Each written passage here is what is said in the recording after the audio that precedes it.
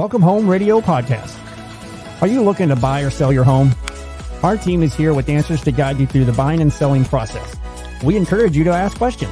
Please comment on this show or visit us at welcomehomeradio.net for more information. Bringing real estate, lending, and education together in one place, and to help you make the right home decision for you and your family. Here are your hosts, Blair Thomas, Thom Holm, Alan Pace, and Jeff Duffy.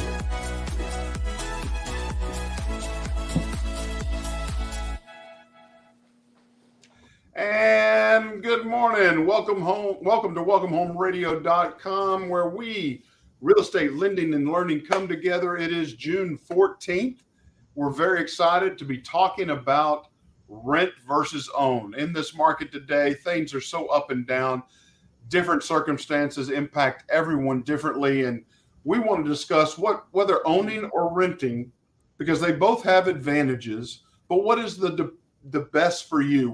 Under what circumstances is one more advantageous than the others? But first, I want to welcome my co-host, Alan, Thom, Jeff. How are y'all today? Good morning. Good morning. Super duper peach king hunky dory. Where supercalifragilisticexpialidocious is. You look it.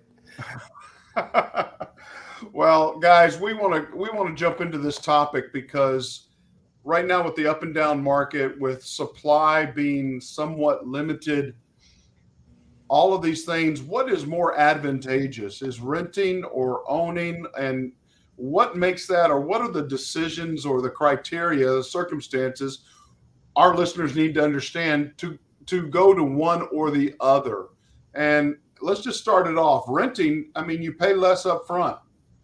You know, many landlords ask for a first and last month's rent, but those are security deposits.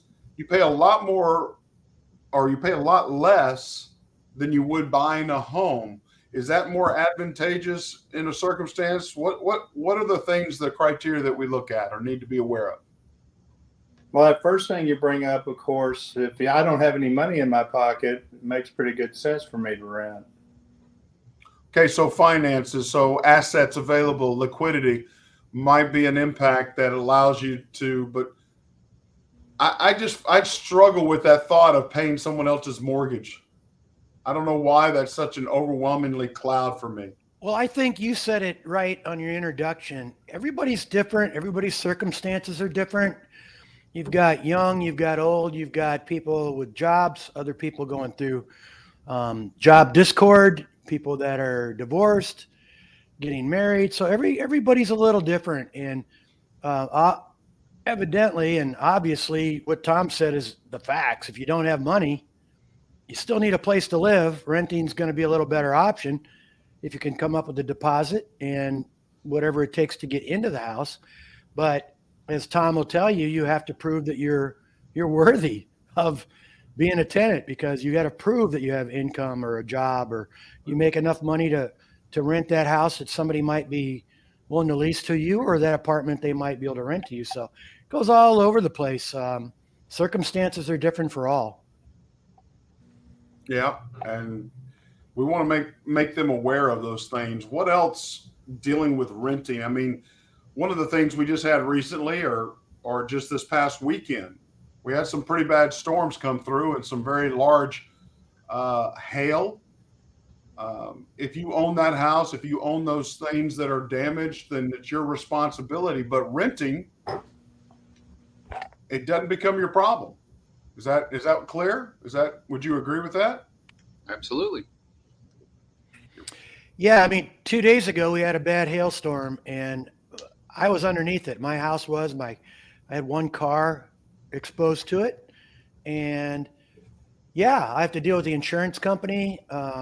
And for folks out there that don't know about homeowners insurance, it's something you have to have if you have a mortgage. And they have what they call deductibles. You pay less if you have a 2% deductible and a little more if you have a 1%. And that's percentage of your value of your house based on your policy. So it can get quite expensive. If you own a $300,000 house, it could be $6,000 out of your pocket to get your roof redone. So there's that for sure. Now you can write that off. I think repairs are something you can write off as a homeowner, but you still, I'm not sure about it, but I'm just saying, it's out of your pocket. And that's something that if you Big rent, cost.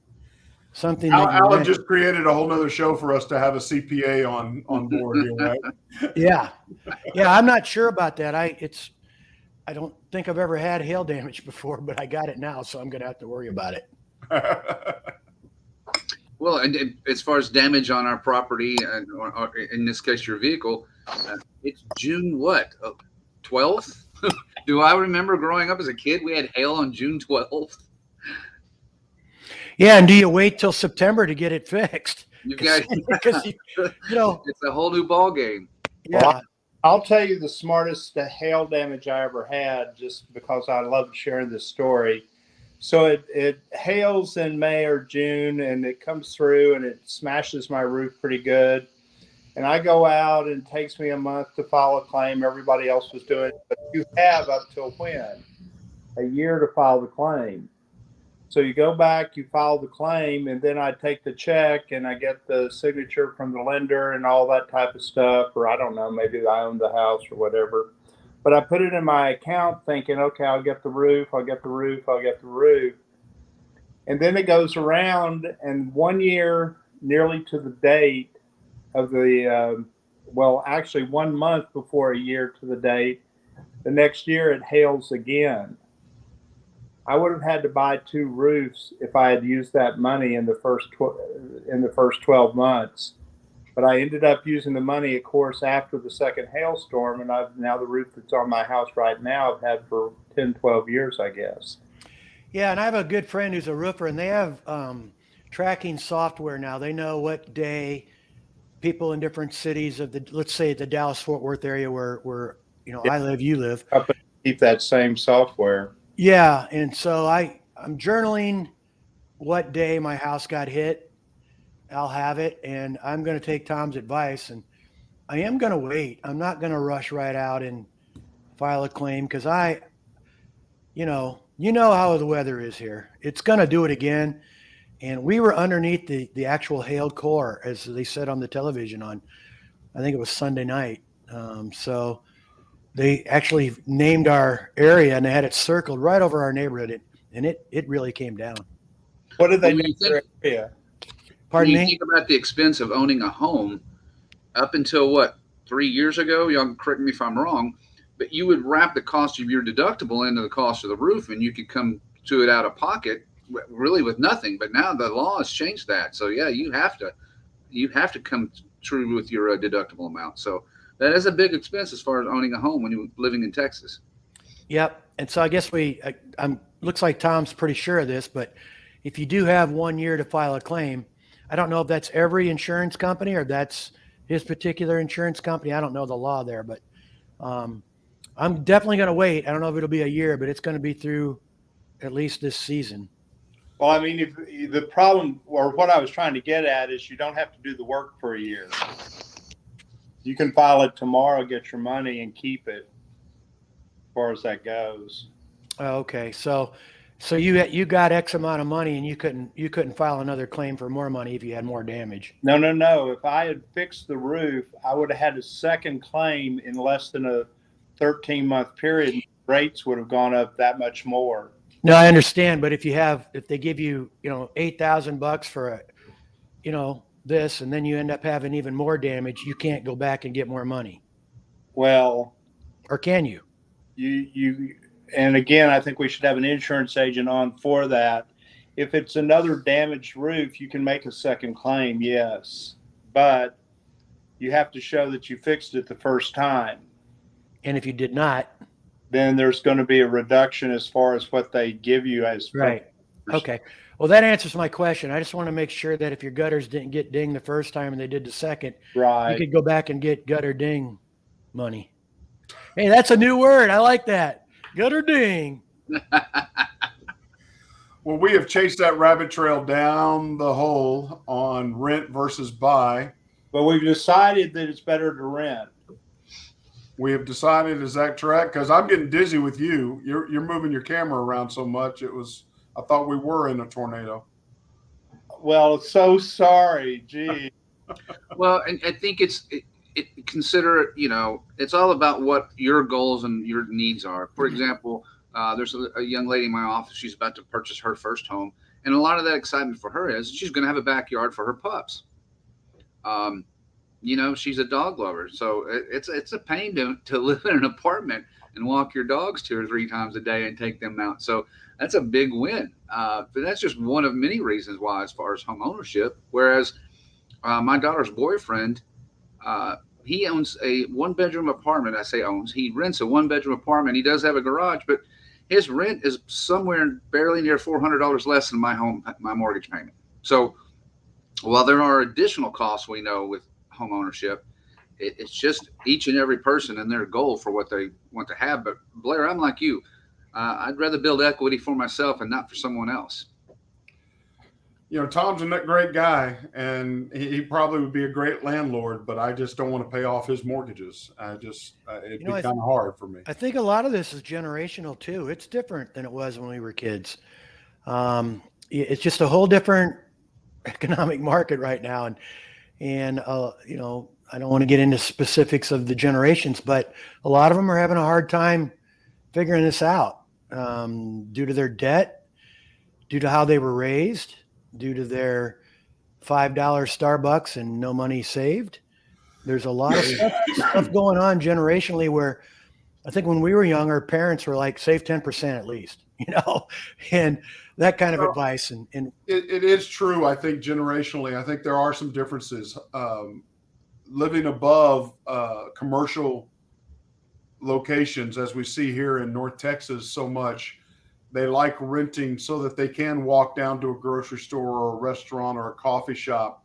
They like convenience and they like change. Where, through my military career, I got enough change. I don't need to go back, and I never did not want to have to move again if I didn't want to. And, staying in one place 17 plus years has been very enjoyable, as opposed to every 3 years moving.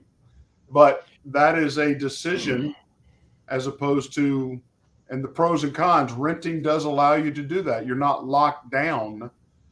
But as our dog lover has shown, it's kind of hard to be in a rental on the 3rd floor, and every time one of them's got to go, if they haven't learned how to use the toilet yet, which some have, but you got to take them downstairs. So those are personal living choices, I believe. But one of the things I think about renting versus owning, you're paying, and you're paying in both ways. But one, that you're gaining something out of it. The other one is you're not. You're free and clear. Responsibility is not there. A house, a roof needs to repair, a pool. I walk around our neighborhood, and there's one home that's a rental, and I got to tell you, the sprinkler system's been leaking for years, 2 years easily, and has not been fixed, not done. Just it's a challenge, and those things aren't taken care of. But it just, again, I think it depends on what's your style of living, what is the income, but also, hey, I'm going to be taking this job. I'm a traveling nurse. I'm only going to be here 6 months. Okay, that makes a very good reason not to invest there, but you're renting. What other reasons? What other pros or cons toward rent versus own? Well, I'll use one example. I have a rent versus buy calculator on our closing costs net sheet. And within 10 years of, let's say, here's a perfect example. I just put in a $2,000 rent. I think that's a pretty good average. Where are you living? Versus buying. Well, I don't know what it is. I haven't rented since 1999 or less. That's a good round figure. It's easy to calculate. Is it? Let's say you're buying a home at $450,000. You put 10% down.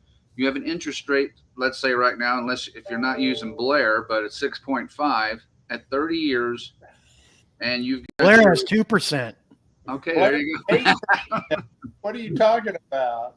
But you're talking about a medium buy gain difference of $4,617 currently. Now, typically that's larger, but the interest rates as they are at the moment have leveled that out a little bit. But that it's a $4,600.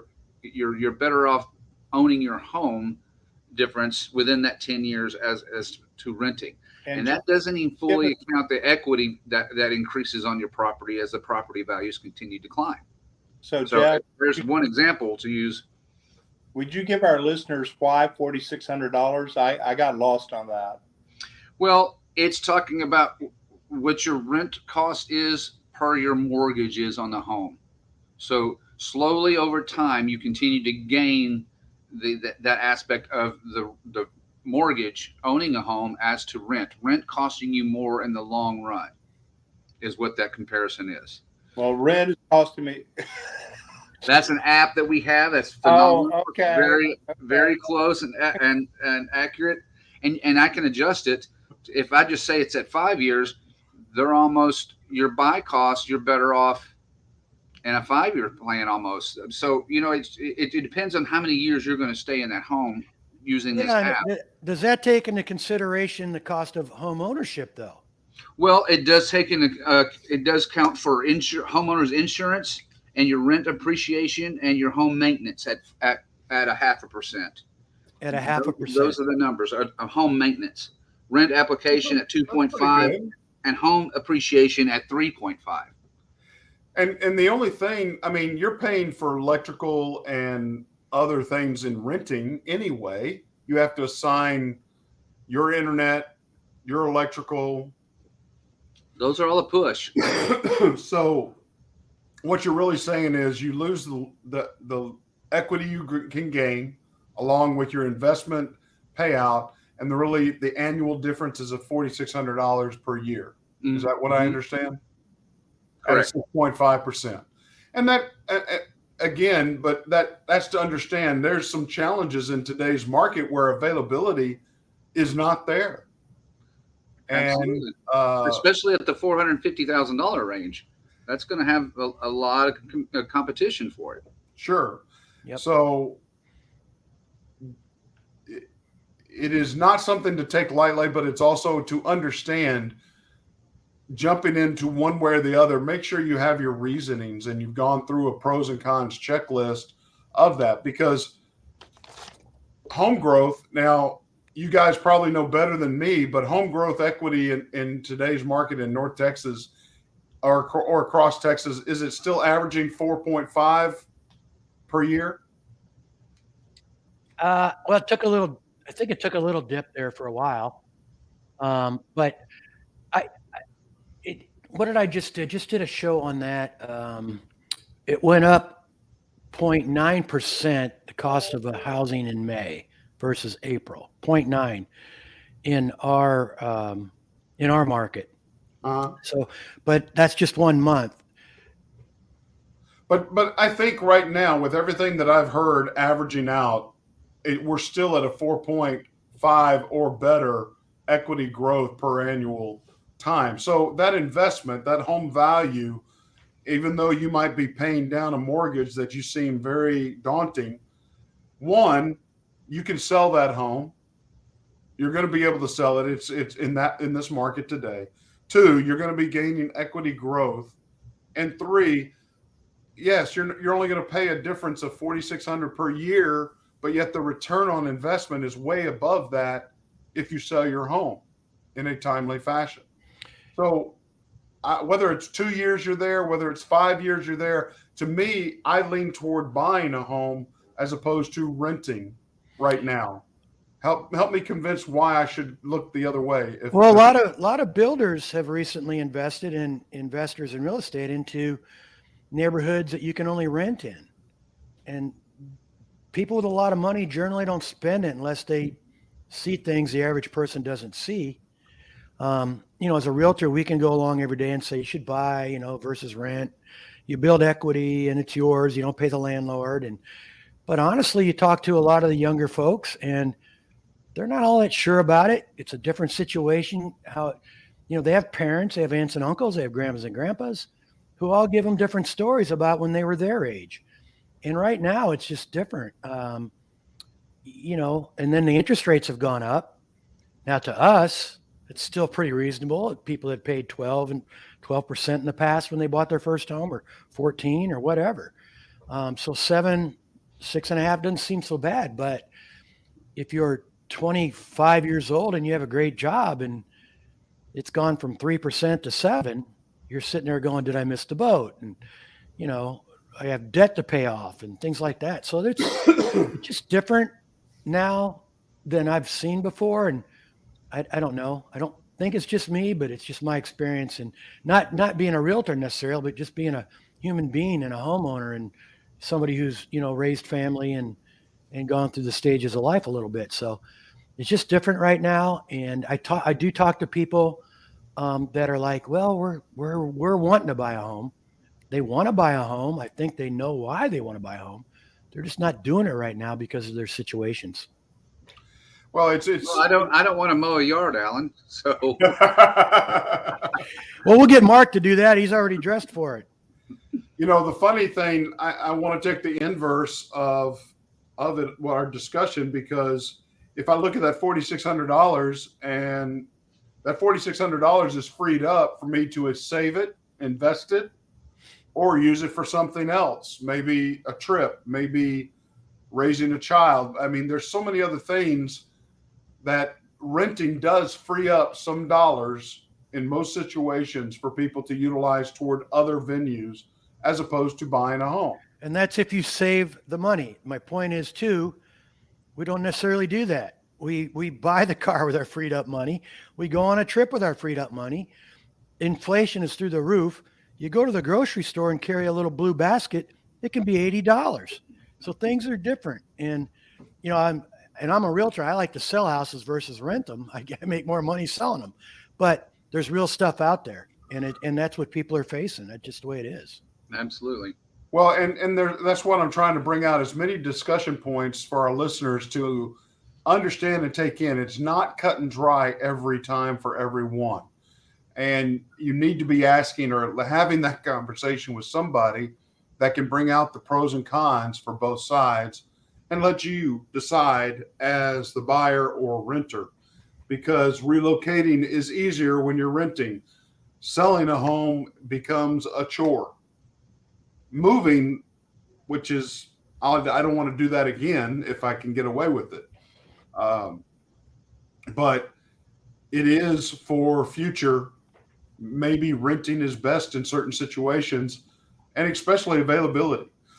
I'm with you, Alan, where I know several brokers that I've got one of them that has 44 homes, and he's converting as many of them to Airbnbs as he can, because he's finding out more and more people are, remodeling a home. I don't want to move, so I want to remodel, but the remodel is going to take 6 to 12 months. I move out for that time period for them to work as quickly as possible. I'm renting an Airbnb. I'm not staying in one of those long-term hotel or apartment complex. I want a home for my dogs, for my children, so forth. So we're seeing a shift in the market. A lot of people are seeing rent as such a value to their lifestyle, and as well as savings. Like you said, if they're saving the money they're not utilizing, then it becomes a great benefit. But they have to be aware of that. And again, I'm not saying a trip is not a good way to spend money. I haven't been on one in 4 years, so I'm definitely a little envious. But that is one thing that, sometimes people want to make consolidations for. And I have 2 daughters that live in Milan and Rome. Buying there is such a hectic that renting is really one of the only key options, but they do long-term rent. So, and they probably don't have to worry about hailstorms, although I'm not sure. I've never been there. Not in Rome. Milan, a little bit. Well, I think in general, people still want to own a home. I think you'd rather own a home in general than rent.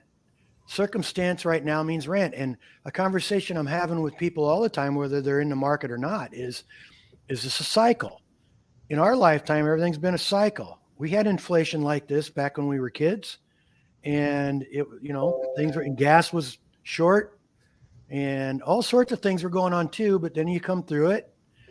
and we go into a different cycle. And then in 87, I want to say the stock market had a little tip, and the next thing you know, it's good again. And so, you can't predict the future ever, especially when it comes to the markets and finances. But in general, if you own a home for, 10, 20 years, the home is worth more than you paid for it. Now, have you done anything with the equity? Have you refinanced? Have you spent it? What have you done with it?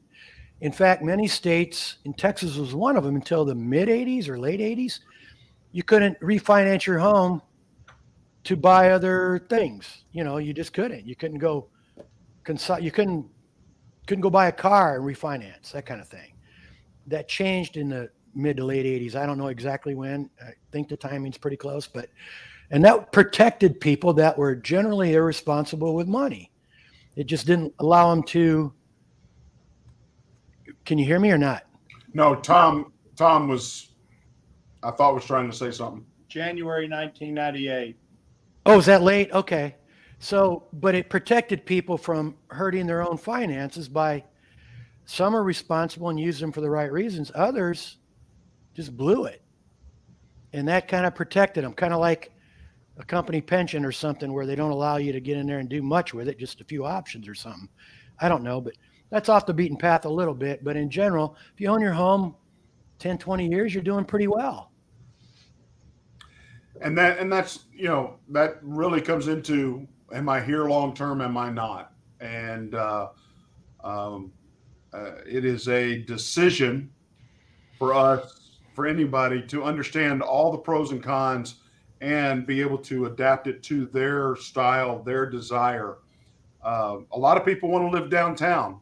You're not going to own property downtown unless you're in the millions of dollars of Dallas. So renting becomes the mainstay. But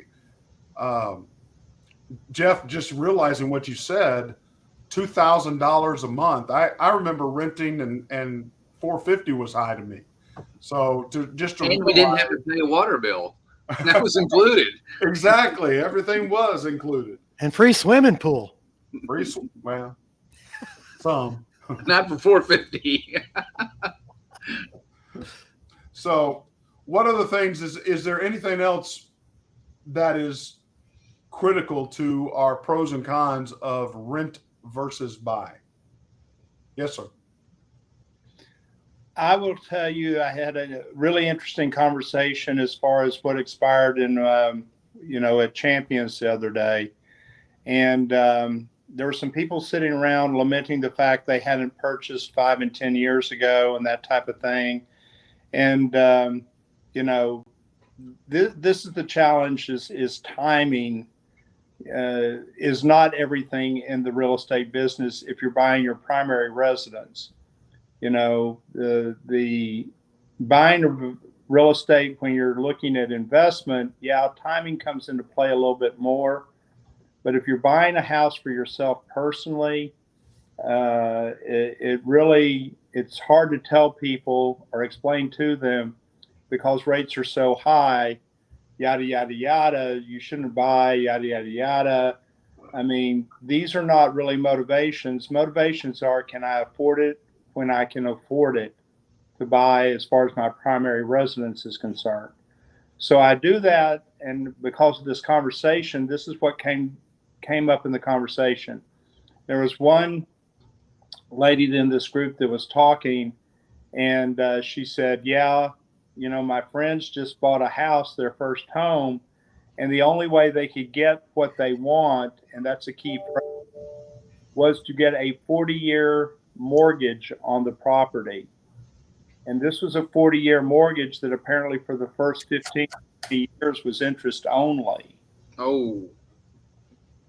And I really kind of had this comment back to the crowd because they were all lamenting, well, maybe we're going to have to do that to buy a house. And I said, if you're not acquiring equity in the property when you make your payments and you're going to pay for 40 years, think about how old you are right now. And if you're 25 right now buying your first house, and most of these people I would venture to say were in their late 20s or early 30s, that puts you at 25, that 40 years from now, that puts you at 65 before you even look at having that house paid off. And this was the bottom line I had for people. I said, your expectations are going to have to be reset. The house that you lived in when you graduated college or graduated high school was not their first house. And I always ask people, was it their first house? Oh, no. That we lived in a blah, blah, blah. And I was like, well, shouldn't you set your sights to do something like your parents did, which is buy something affordable that's below whatever you want to live in, which is the same house that you lived in when you graduated high school? Your parents worked 20, 30 years to get to that level, and you want to start off at that level. And that's a hard thing to set. What's wrong with that?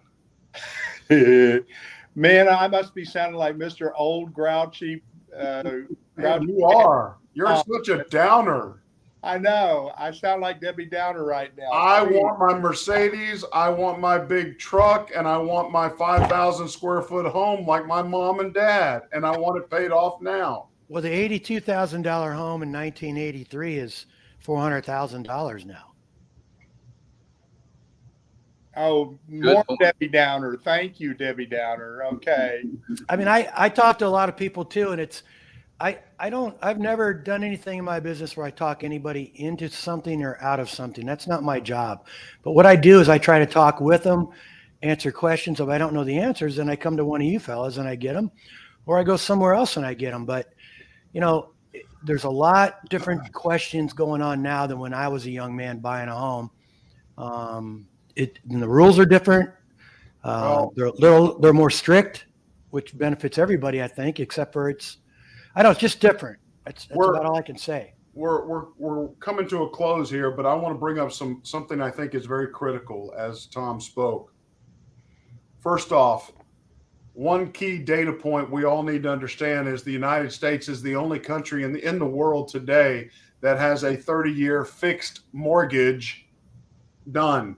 Everyone else in the world does ARMs, whether it be 1, 5, 7-year, 10-year ARMs, and they're always floating with the market. So first off, you're in a country that allows 30-year fixed mortgages to be done. That's one advantageous solution that you have here. Secondly, as long as, and Thom, you can tell me accurately, but it's 35 plus years, we've been tracking interest rates. The average interest rate across that time of frame of tracking is 7.75%. We are still below the average since we've been tracking it. But yet, because you live through historically the lowest interest rates ever, everybody's waiting for it to come back, and it's not going to. So reality is, as Thom said, if you're buying your primary home, can you afford it? Can you not is really the question. But the bottom line is, if you're buying your primary home long term, this is a project, but I can show you how a 30-year mortgage can be paid off in 14 years very easily. It's just an understanding of, let's get out of what happened 3-4 years ago, which were man-made long-term interest rates that should have never been kept there for that period of time. And Thom, you probably will agree with me or not. I don't know. But those are data points I think everyone needs to be aware of. And Blair, one other point I want to add is that, for example, your company, Cardinal, how many people know that, let's say you go in at 6.5% interest rate right now, but you have a program where in the next 18 months, the rates drop, they can refinance, lower that rate at no cost. I think that's a big deal. That's saying, hey, we see what's happening in the market, and you're willing to help. Your company's willing to go, look, we'll acknowledge this and help you out when the time is right. Yep, very true. And I think as we start talking about these opportunities, as we talk about historicals, I mean, isn't it amazing in our lifetime, the last time, Alan brought up about the recession?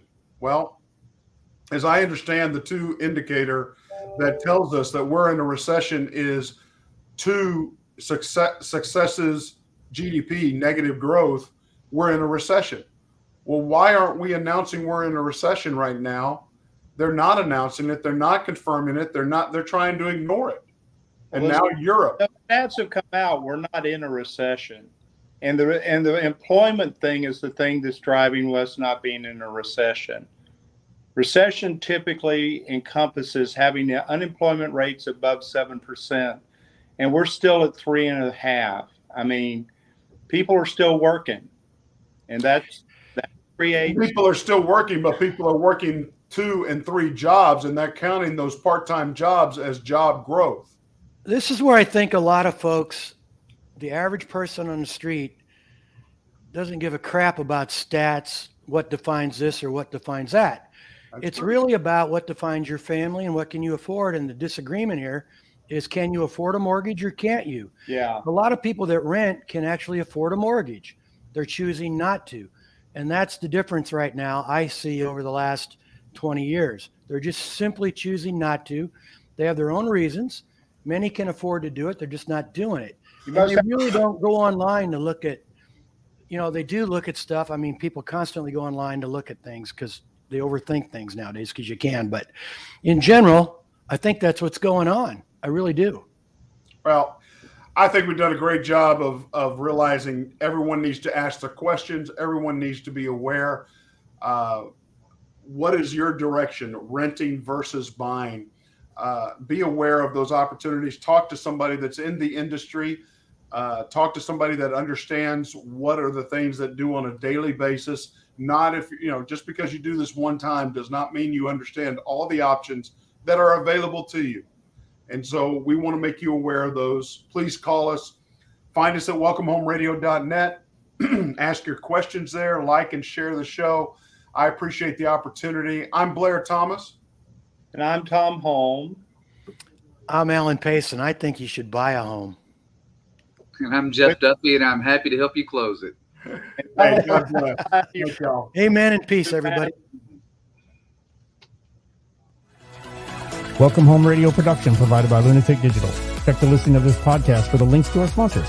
And don't forget to like, share, and follow us on social media. Visit welcomehomeradio.net for more information.